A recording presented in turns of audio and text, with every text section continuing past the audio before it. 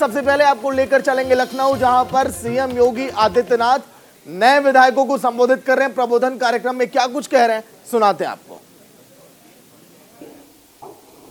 इसके साथ भी जुड़ेगा तो स्वाभाविक रूप से आप इस मामले में सौभाग्यशाली हैं कि आपको इन सभी कार्यक्रमों को एक साथ जोड़ने का अवसर प्राप्त हो रहा है। मित्रों, बहुत सारी चीजें ऐसी हैं जो हमें सौभाग्यशाली बनाती है। 25 करोड़ की आबादी उत्तर प्रदेश की है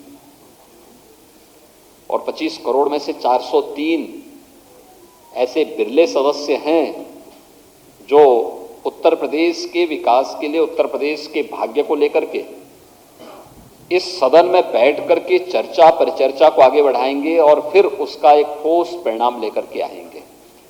इसलिए तो लोकतंत्र में हमने जनता को जनार्दन का स्वरूप माना है। हमारी जवाबदेही जनता के प्रति है और मैंने इस बात को देखा है।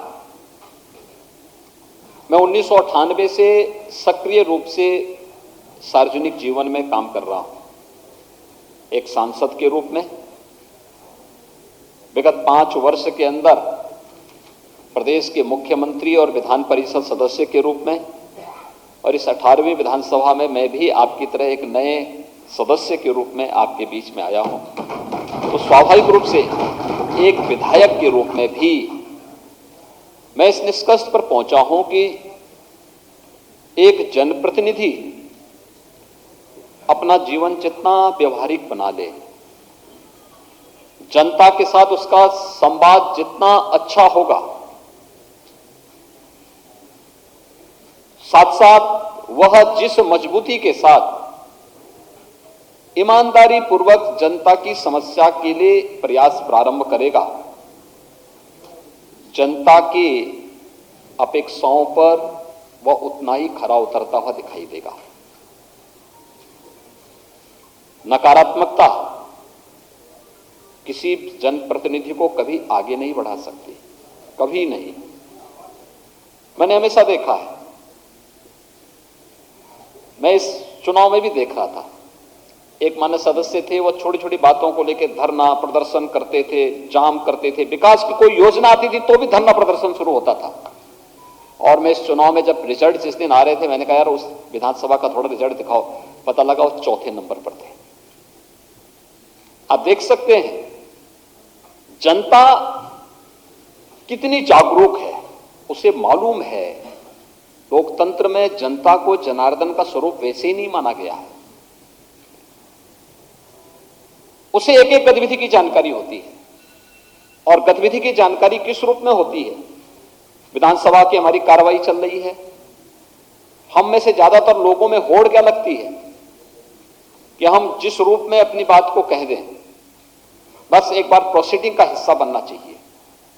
लेकिन याद रखना, अगर आपकी बात नकारात्मक है, नेगेटिव है, तो जनता भी उसको नकारात्मक भाव के साथ ही लेती है। उसका कोई क्रेडिट आपको नहीं मिल पाता है, बल्कि आपकी एक खराब छवि प्रस्तुत होती है।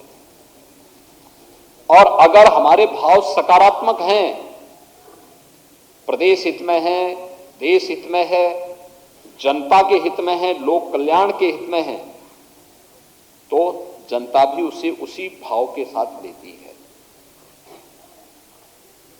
कुछ भी छुपा हुआ नहीं रहता जी, उनसे कुछ भी नहीं छुपा रहता है। और इसलिए एक सकारात्मक भाव के साथ कार्य करते हुए जब हम जन अपेक्षाओं पर खरा उतरते हैं, तो जनता हमें बार बार समर्थन देती है। और जिस मुद्दे को आप सकारात्मक भाव के साथ उठाते हैं, उसका परिणाम भी उसी प्रकार से सकारात्मक रूप से मिलता हुआ दिखाई देता है। मैं आपके सामने कुछ उदाहरण जरूर दूंगा। मैं 1998 में गोरखपुर से सांसद बना। उस समय तक पिछले 20 वर्षों से गोरखपुर और उसके आसपास के क्षेत्रों में एक बीमारी थी जिसमें 1 से लेकर 15 वर्ष तक के बच्चे उसकी चपेट में आते थे। हजारों की संख्या में मौतें होती थी। गोरखपुर और बस्ती कमिश्नरी में एकमात्र एक मेडिकल कॉलेज गोरखपुर में था।